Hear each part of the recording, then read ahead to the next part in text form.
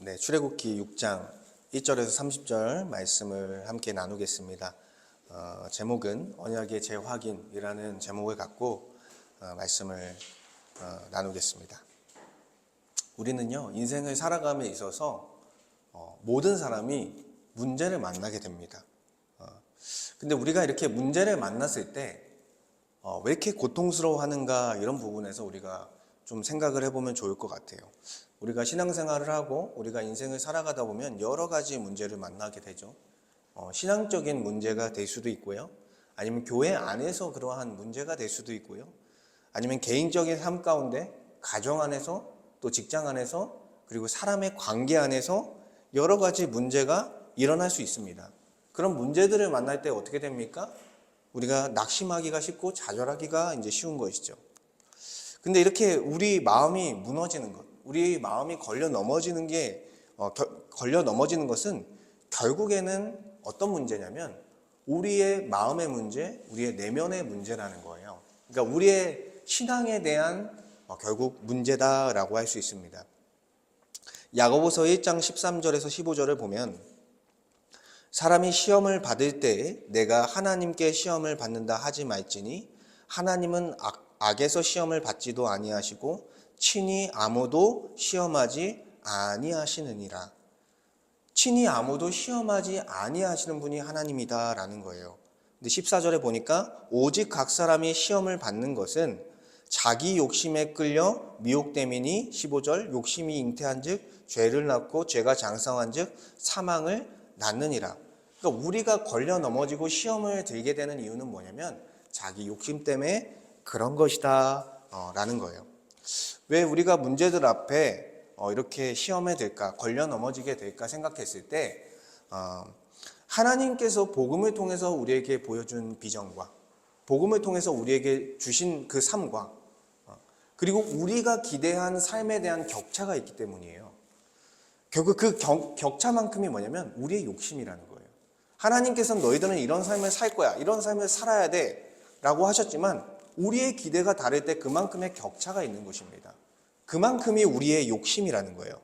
근데 그 욕심이 우리로 하여금 문제를 만났을 때 좌절하게 하고 낙심하게 하고 넘어지게 하는 그런 일들이 된다라는 거죠. 그래서 이 좌절하고 낙심하고 시험하는 것은 하나님으로부터 비롯된 것이 아니라 나 자신으로부터, 나 자신의 욕심의 문제에서부터 시작된 것이다 라는 것을 우리는 알아야 된다는 거예요. 이렇게 좌절하고 낙심하고 넘어져 있는 신자들을 하나님께서는 그럼 어떻게 하실까, 어떻게 대하실까 생각했을 때, 감사하게도 하나님은 그냥 내버려 두시진 않습니다. 신자들을. 불신자들처럼 그냥 내버려 두시지 않고 우리가 하나님께 불평과 불만과 원망과 여러 슬픔의 호소들을 했을 때 그거에 대해서 바로 반응하지 않으세요. 그러니까 그 불평에 대해서, 그 원망에 대해서 바로 그것들을 해결해 주시지 않습니다. 그 문제들도 바로바로 해결해 주시지 않을 때가 훨씬 많습니다. 대신에 그것들을, 우리의 문제들을 하나하나 다루기보다는 하나님께서는 어떤 말씀을 해주시냐면 다시 복음을 얘기해 주신 거예요. 다시 복음을 얘기해 주시고 복음을 통한 비전과 소망이 어떠한 것인지를 다시 우리에게 은혜를 재확인시켜주는 그런 말씀을 해 주신다라는 거예요. 그러니까 좌절한 자에게 직접적인 해결책을 제시하기보다는 성경을 통해 주셨던 말씀들로 우리의 무너진 신앙과 피폐한 정신을 다시 일으켜 주신다라는 것입니다. 모세도요, 바로의 거절과 그리고 백성들의 원망 때문에 큰 좌절에 빠져 있었죠. 5장의 본문에서. 그리고 어둠 속에 파묻혀서 더 이상 나아갈 힘을 잃게 됐습니다. 이것처럼 우리도요, 어떤 여러 가지 우리가 기대하지 않은 그런 문제를 만났을 때 이렇게 모세처럼 좌절하고 낙심하고 무너져 있는, 넘어져 있는 모습을 보일 수 있다는 것입니다.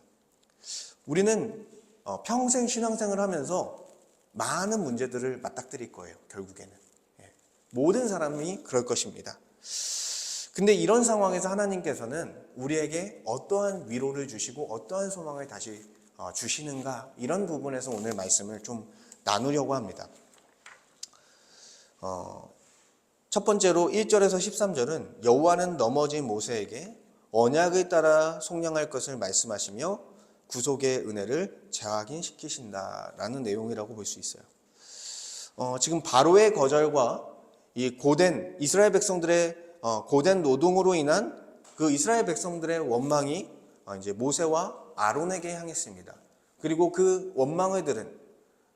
원망과 저주를 들은 모세는요, 큰 좌절에 빠지게 되고 하나님께 자신을 지도자로 부른 것에 대해서 원망하고 슬픔을 토로하는 그런 모습으로 5장에서 끝났었죠. 근데 하나님께서 보여주신 그 언약의 비전, 분명히 고난도 있을 것이고 구속도 있을 것이다 라고 얘기했던 그 비전과 아마도 이 모세와 이스라엘 백성들이 기대했던 그런 상황과 격차가 있었던 것 같아요.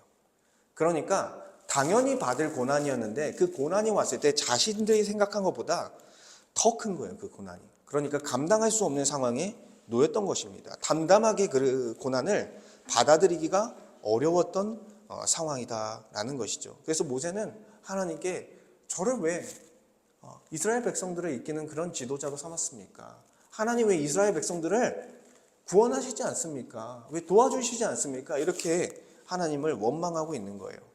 근데 하나님은요, 모세의 이런 어리광을요, 다 받아주시지 않았다라는 거예요.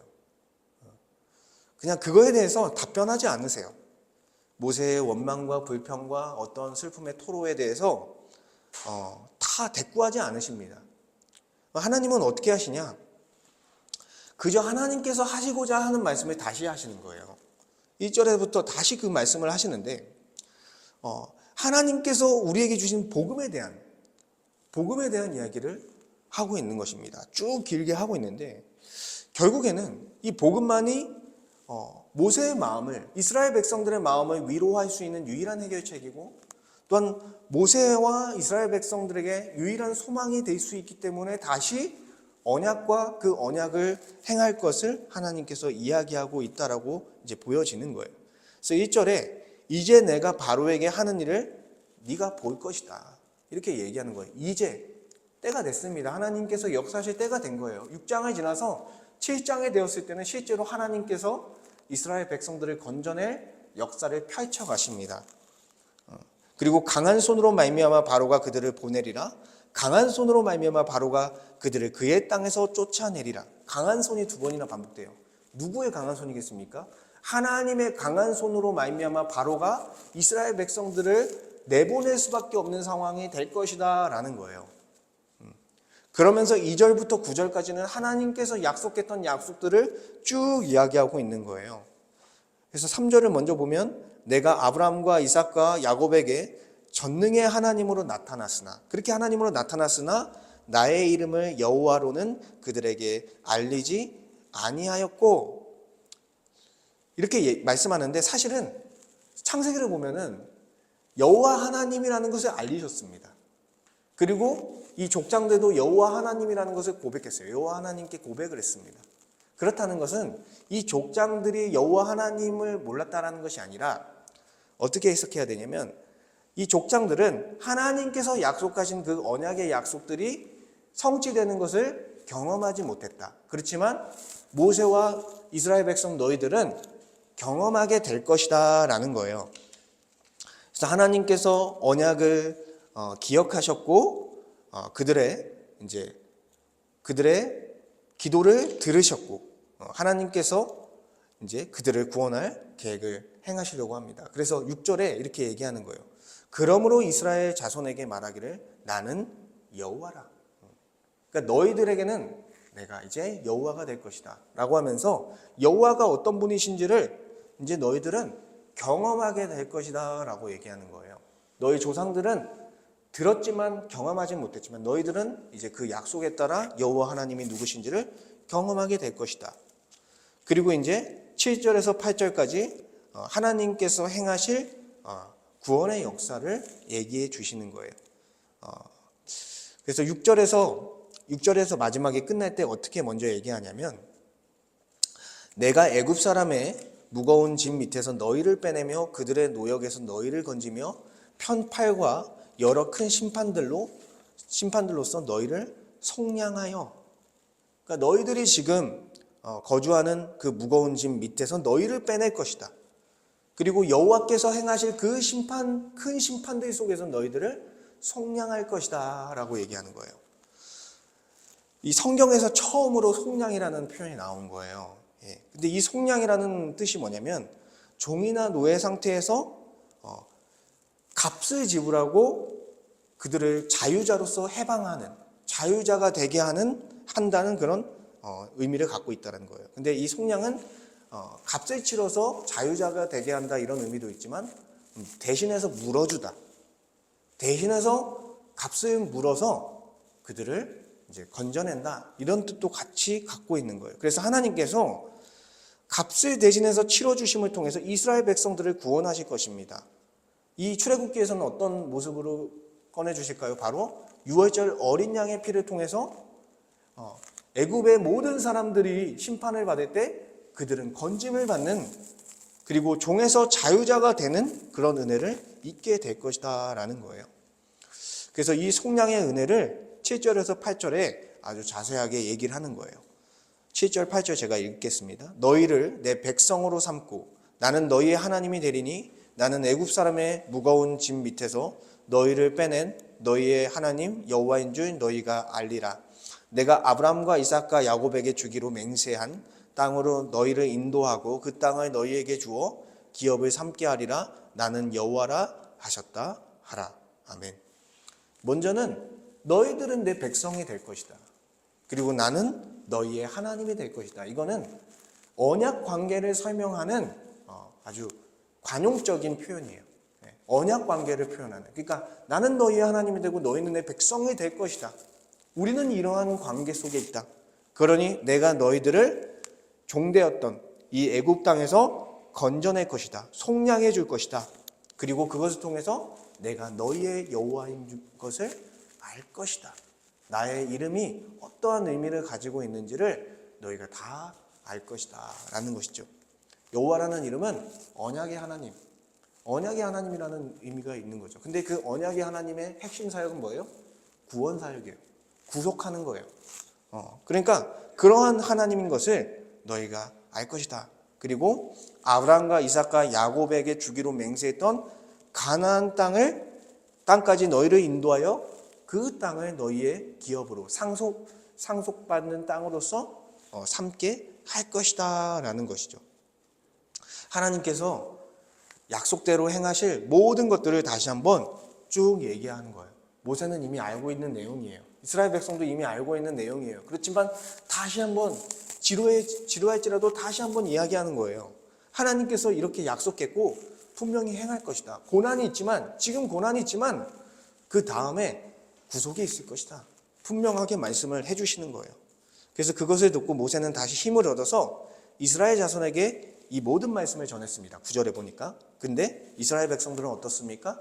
마음의 상함과 가혹한 노역으로 말미암아 모세의 말을 듣지 아니했다. 그러니까 사람이요, 정말 어두운 가운데 빠졌을 때 이러한 모습이라는 거예요. 신자라 할지라도 우리가 너무 힘든 일을 겪게 되면 어떻습니까? 정말 믿음이 대단했던 사람도 넘어지게 되어 있습니다. 그래서 하나님의 말씀이 선포되고 또한 누군가 옆에서 정말 그 말씀으로 위로할 때에도 우리가 그것을 받지 못하는 모습들이 있는 것이죠. 오히려 성경에서 하는 말씀들이 나와 전혀 관계가 없는 말씀처럼 들리기도 하고 뜬구름 잡는 그런 이야기로 들리는 거예요. 그럴 때는. 그러니까 우리도 그런 고난 가운데 이 모세와 이 이스라엘 백성과 같이 그렇게 우리가 하나님의 말씀을 잘 받지 못하는 일이 있을 수 있다는 것이죠. 근데 하나님은 개의치 않으시는 거예요. 하나님은 개의치 않고 계속 얘기하는 거예요. 다시 모세를 불러서 명령하는 거예요. 이제는 바로에게 가서 이스라엘 백성들을 이 땅에서 내보내게 할 것이니 바로에게 가서 말하라는 것입니다. 그래서 11절에 들어가서 애굽 왕 바로에게 말하여 이스라엘 자손을 그 땅에서 내보내게 하라라고 말하라는 것이죠. 근데 지금 이스라엘 백성들도 다시 설득까지 못 듣는데 모세가 어떻게 가겠습니까? 그러니까 모세가 12절에 이스라엘 자손도 내 말을 듣지 아니하였거든 바로가 어찌 들으리까? 나는 입이 둔한 자니이다 라고 말하면서 다시 이전에 의욕 없던 모습으로 다시 돌아간 거예요. 어떤 의욕도 없고 어떤 힘도 없는 그런 모습으로 모세는 축 처져 있는 것입니다. 근데 하나님께서 13절에 그럼에도 불구하고 모세의 반응이 어찌 되었든 간에 다시 한번 말씀해 주시는 거예요. 여호와께서 모세와 아론에게 말씀하사 그들로 이스라엘 자손과 애굽 왕 바로에게 명령을 전하고 이스라엘 자손을 애굽 땅에서 인도하여 내게 하시리라. 아멘. 하나님께서 모세와 아론을 통해서 이 애굽 땅에서 이스라엘 백성들을 너희를 통해서 인도하여 낼 것이다 라고 분명하게 말씀해 주고 있는 거예요. 1절에서 13절은요, 모세에게 다시 언약을 재확인시키는 그런 장면이라고 볼 수 있습니다. 이 말씀은요, 모세가 받았지만 이후에 모세를 통해서 출애굽한 광야에 있는 이스라엘 백성들에게 이제 주어졌을 말씀이에요. 이 말씀은. 그래서 이 출애굽하기 전에도 어떻습니까? 모세와 이스라엘 백성들이 하나님을 원망하고 믿음으로 반응하지 않는 모습들이 있었습니다. 그런데 출애굽하고 나서 광야에 있는 이스라엘 백성들도 어땠습니까? 그런 척박한 광야라는 환경 속에 불평하고 정말 불만을 품고 하나님을 원망하고 그런 모습들이 있었다라는 거예요. 그런데 그들에게도 똑같은 메시지를 주고 있는 거예요. 너희를 지금 출애굽한 것과 같이 가나안 땅까지 인도하여 그 땅을 차지하게 할 거야. 그러니까 이 언약을 믿고 다시 전진해라. 이런 메시지를 그들에게 전달하고 있는 것입니다. 그리고 다시금 출애굽하게 하신 그 속량의 은혜를 기억하게 하는 거예요. 그러면서 이 언약의 내용, 언약의 약속들을 다시 얘기함을 통해서 이것들의 이 언약에 다시 시선을 돌릴 수 있도록 하나님은 이 말씀을 통해서 행하시고 있는 것입니다. 그러니까 자기 문제에 너무 지금 깊이 빠져 있으니까, 깊이 너무 무너져 있으니까 자기 문제의 시선을 그 언약에 다시 돌리도록 하나님께서는 하고 있다라는 거예요. 하나님은요, 우리 교회와 성도에게도 이렇게 말씀을 하고 있는 거예요. 예수 그리스도 통해서 속량하신, 우리를 구원하신 역사로서 그 복음에 우리의 시선을 돌리도록 하고 있다는 것입니다. 히브리서 9장 15절을 보면 예수님은 새 언약의 중보자시니 이는 첫 언약 때에 범한 죄에서 속량하려고 주구사 부르심을 입은 자로 하여금 영원한 기업의 약속을 얻게 하려 하심이라. 아멘. 그러니까 하나님께서 예수 그리스도를 새 언약의 중보자가 되게 하셔서 하나님께 부르심을 받은 자들이 이제 하나님과 아버지와 백성의 관계가 되고 또한 아버지와 자녀의 관계가 되어서 그 십자가 복음을 통해서 이제 구원을 받고 하나님이 주실 그 땅, 하나님 나라를 기업으로 상속으로 받게 될 것이다 라고 하면서 성경 전체를 통해서 교회와 신자들에게 그 언약의 내용을 알려주고 있는 것이죠. 단순히 이렇게 말하는 게 잘 들리지 않을 수도 있겠죠. 고난을 당하는 사람들에게는. 그렇지만 하나님께서 주시는 유일한 유일한 위로가 바로 이 복음이다라는 거예요. 그래서 우리는요, 살아가며 너무나 많은 문제를 만납니다. 신앙적으로, 영적으로, 가정 안에서, 또 교회 안에서, 또 직장 안에서, 우리 사랑과 우정의 관계 가운데 여러 가지 문제를 만난다라는 거죠. 근데 이 문제를 만나면서 낙심하고 좌절하는 이유는 제가 아까도 말씀드렸지만 우리의 욕심 때문에 그렇다라는 거예요. 하나님께서 신자의 삶 가운데 뭐가 있다라고 했습니까? 고난이 있다라고 말씀하셨어요. 왜 고난이 있냐면 아직은 이 세상이 타락한 세상이라는 거예요. 이 세상의 사람들이 자기 중심적으로 살아가기 때문에 고난을 당할 수밖에 없다라는 것입니다. 그리고 신자들도 어떻습니까? 여전히 잔존하는 죄성이 있고 썩어져가는 구습을 쫓는 옛사람의 그 죄성이 남아있어서 우리 스스로를 괴롭게 만드는, 우리의 욕심 때문에 우리 스스로를 괴롭게 만드는 그런 모습들이 있다라는 것이죠. 그러니까 하나님께서 신자들은 고난에 당한다는 그 말씀을 따라서 우리가 그것을 담담히 받아들이고 가면은 그 고난을 잘 넘길 수 있을 텐데 그렇지 못할 때가 많다라는 거예요. 왜요? 우리의 욕심 때문에. 근데 그 욕심이 생각해보면 그렇게 큰 게 아니라는 거예요. 우리가 가지고 있는 욕심들, 그래도 신실하게 살아가려고 하는 그 사람들의 욕심들이요, 크게 아니라 소박한 욕심이에요. 소박한 욕심. 나의 직장에서 좀 이것만 잘 됐으면 좋겠다. 우리 가정에서 좀 이런 것만 잘 됐으면 좋겠다. 이런 소박한 욕심이에요. 근데 그 소박한 욕심대로 안 될 때 어떻습니까? 우리의 마음에 어려움이 찾아오는 것이고 좌절감이 찾아오는 것입니다.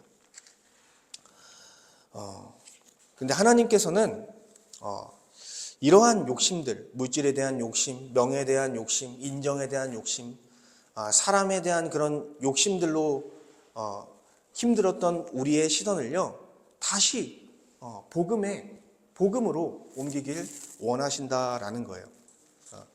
자기에게 시선을 두면요, 힘들어지는 거예요. 자기에게 시선을 두면 얼마나 부족한 게 많습니까? 결국엔 자기 연민에 깊숙하게 빠져서 괴로워할 뿐이에요. 그러니까 다시 복음에 우리의 시선을 옮기라는 말씀을 하고 있는 거예요. 그리고 우리가 복음을 통해서 받는 그 은혜들을 기억하라는 것이죠. 하나님께서 사단의 권세에서 우리를 건져서 교회 공동체로 살아가게 하셨다는 거예요.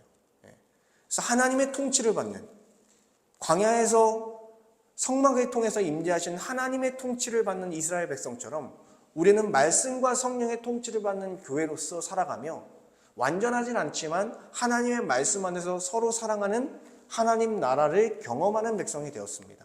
그러니까 이 땅에서 살 때도 교회로서 누리는 복이 있다는 거예요. 그리고 이것으로 끝나는 것이 아니라 장차 예수 그리스도께서 재림하실 때 우리는 영광스러운 몸으로 부활할 것이며 새하늘과 새 땅을 우리는 상속받게 될 것이다. 그 하나님 나라를 상속받게 될 것이다 라는 것이죠. 그렇기 때문에 이 복음을 우리는 붙들고 가야 된다라는 거예요.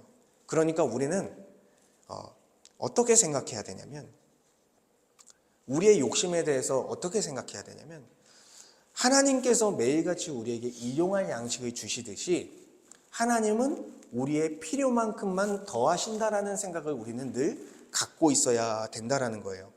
물질적인 수준도 하나님께서 필요에 따라 주시는 거예요. 사회적인 지위, 명예 이런 것도요, 하나님께서 필요하시면 주시는 거예요. 필요 없으면 안 주시는 것입니다. 그리고 나에게 필요한 사람들을 연결해주고 관계를 맺게 하는 거 누가 하시는 거예요? 하나님께서 하시는 거예요. 다 어디에 초점이 있냐면 우리의 신앙에 초점이 있는 거예요.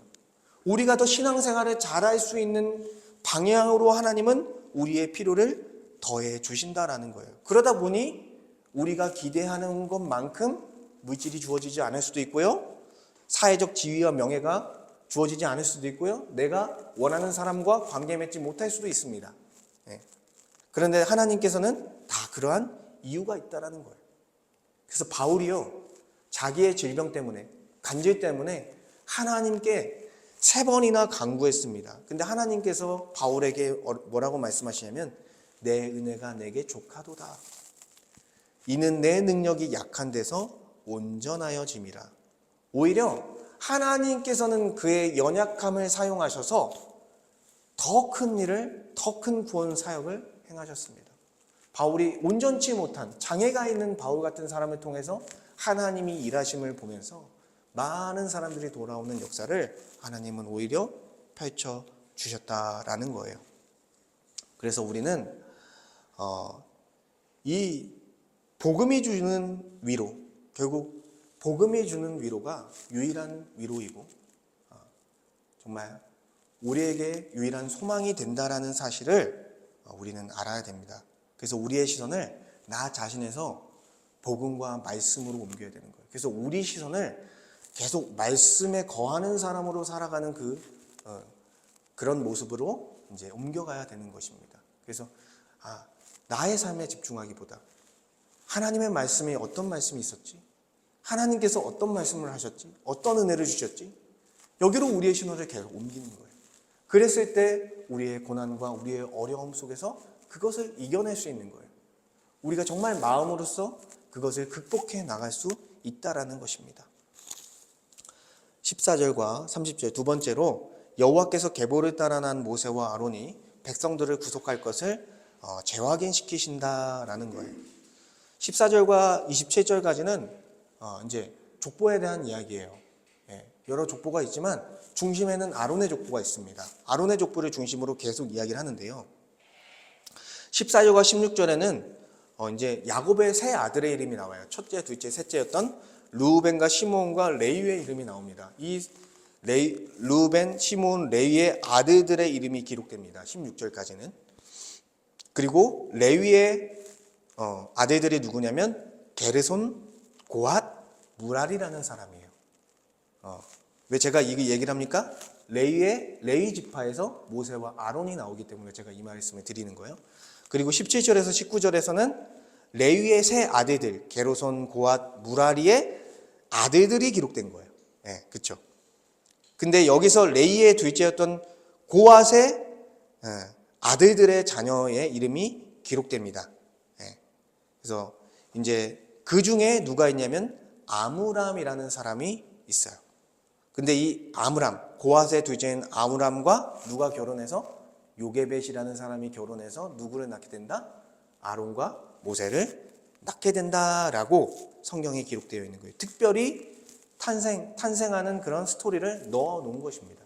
그러니까 지금 이 족보는 누구를 드러내기 위해서 나타낸 거예요? 아론과 모세를 드러내기 위해서 주어진 것이죠. 그리고 아론과 모세의 직속으로 된 조상들은요, 그들의 향년 나이가 적혀 있어요. 몇 살까지 살았는지가 적혀 있어요. 레이는 137세까지 살았고요.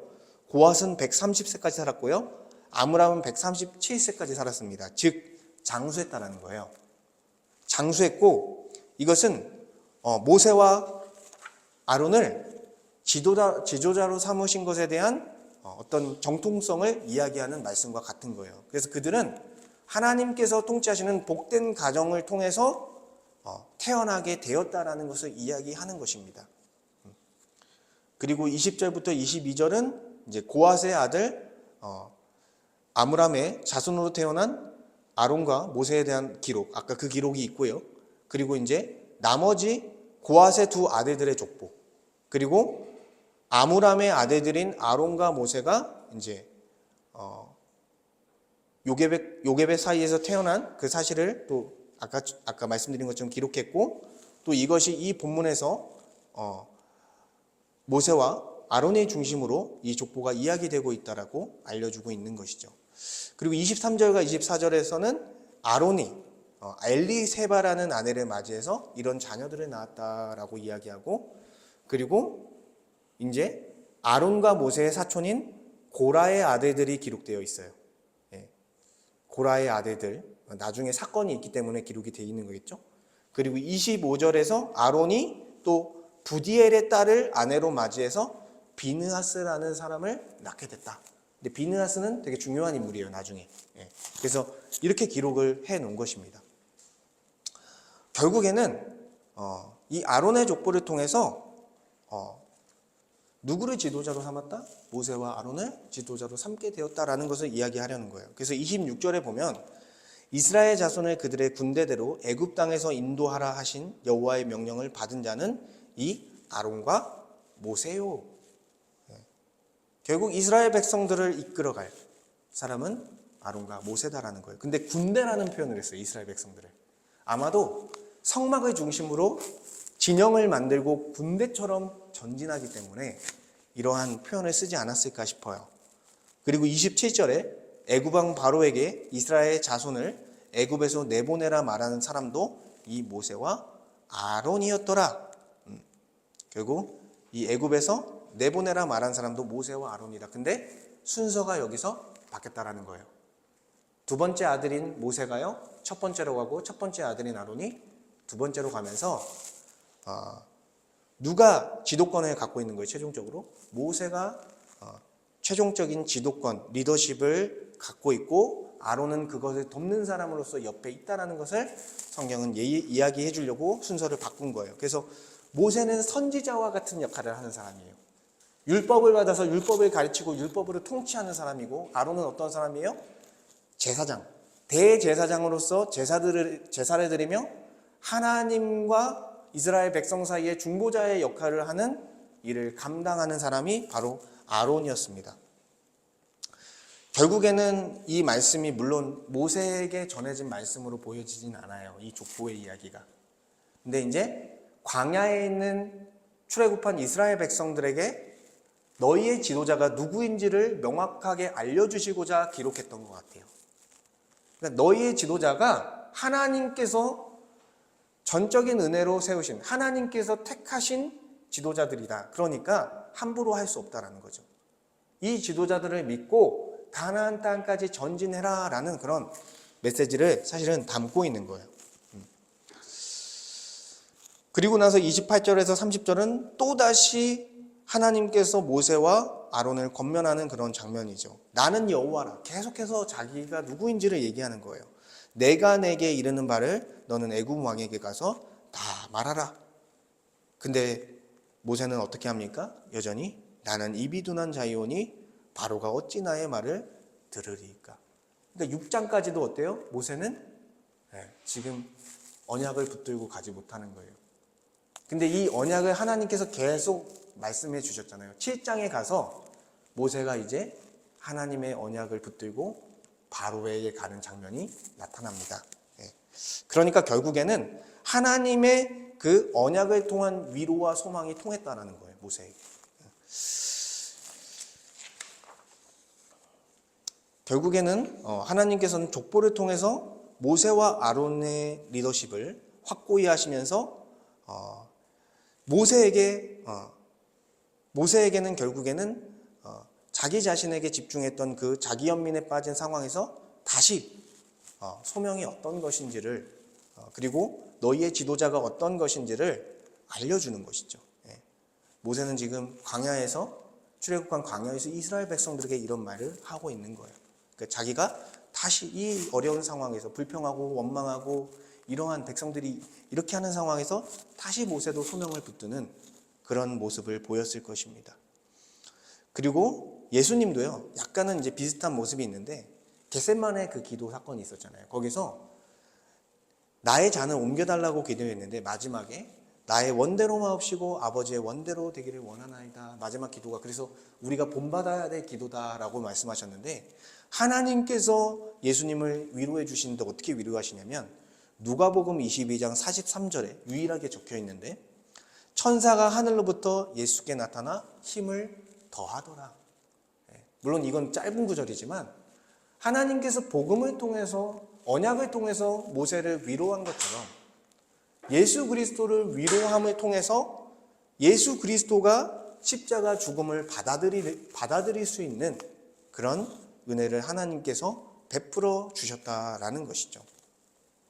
그리고 예수님은 어떻게 합니까? 십자가 죽음과 부활 사역을 펼치시며 약속대로 그리스도가 되신 거예요.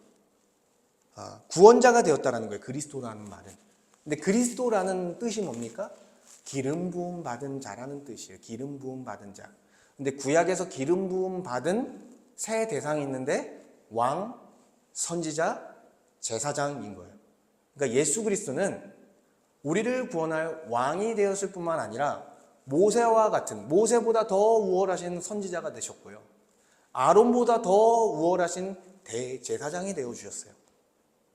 그래서 우리를 구원으로 인도해 가시는 우리의 왕이 되어 주셨다. 지도자가 되어 주셨다라는 것입니다. 그분을 통해서 우리가 구원을 받을 수 있는 길이 열렸고 우리는 예수 그리스도로 말미암아 부활의 생명을 얻어 부활의 영광스러운 몸을 입을 뿐만 아니라 우리가 구원을 받고 부활의 영광스러운 몸을 입을 뿐만 아니라 완성될 하나님 나라를 상속받을 수 있는 영광을 얻게 되었다라는 것입니다. 사실 하나님 나라를 우리가 받았다라는 것은 더 바랄 게 없다라는 거예요. 더 바랄 게 없다라는 거예요. 더 기대할 게 없다라는 거예요. 이미 다 얻었기 때문에. 그래서 이 복음은 삶을 평탄하게 만드는 거예요. 삶이 평탄하다는 것은 고난이 없다라는 게 아닙니다. 고난이 있든 없든 하나님께서 이미 다 주셨기 때문에 마음의 평안이 마음의 샬롬의 나라가 펼쳐져서 살아가는 인생을 말하는 거예요. 결국에는 하나님께서 우리에게 주시고자 하는 말씀이 뭡니까? 우리가 문제를 만나서 낙심하고 좌절하고 넘어져 있을 때 하나님께서는 우리에게 그 문제에 맞는 해결책을 바로 제시해 주지 않는다는 거예요. 그럼 어떤 말씀을 주신다는 거예요? 다시 복음을 우리에게 제시해 준다는 것입니다. 하나님께서 이렇게 너희들을 구원하기 위해서 이러한 구원 역사를 내가 행했고 너희에게 이 십자가 죽음과 부활이라는 십자가 은혜를 통해서 이 복음이 너희의 것이 되게 했다라는 것이죠. 그래서 우리의 시선을 우리 자신에서 복음으로 옮기시기를 바라시는 하나님의 뜻이 있다라는 것이죠. 그래서 우리가 이 복음을 통해서 우리가 하늘의 것을 다 받은 자구나라고 생각할 때 어떻게 할 수 있냐면 세상의 것에 집착하지 않을 수 있는 거예요. 세상의 것에 집착하지 않을 수 있는 거예요. 땅의 것을 생각하지 않고 하늘의 것을 생각하며 살아가는 삶을 살게 된다는 것입니다. 내가 그리스도 안에서 그 복음 안에서 이미 다 받았구나. 그러니까 물질에 대한 욕심도 이제 버릴 수 있는 거예요. 그리고 사회적 지위와 명예에 대한 욕심도 버릴 수 있는 거예요. 하나님이 주시면 하는 거지만 내가 굳이. 그리고 어떤 가정에 대한, 직장에 대한, 그리고 내가 원하는 사람에 대한 그런 모든 욕심들도 버릴 수 있는 거예요. 하나님께서 복음을 통해 다 주셨기 때문에. 그래서 우리는요, 자기 자신에게 집중하는 게 아니라 복음의 말씀에 우리의 시선을 돌려야 한다라는 것입니다. 복음만이 우리에게 유일한 위로고요, 우리의 유일한 소망이 되기 때문입니다. 우리 함께 기도하기 원합니다. 하나님, 우리가 인생을 살아가며 여러 가지 문제를 만나게 됩니다.